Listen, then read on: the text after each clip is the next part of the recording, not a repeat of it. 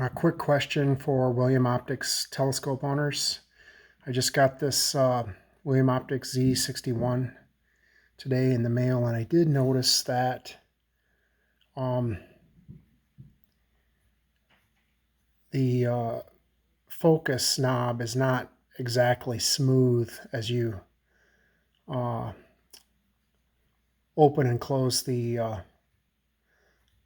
focusing knob here. I don't know if that's normal or not. Maybe folks can let me know if they've had similar experiences that the focusing knob seems to catch as you're opening and closing here. It's not completely smooth right there. Let me know what folks have seen, whatever you've seen. Thanks so much.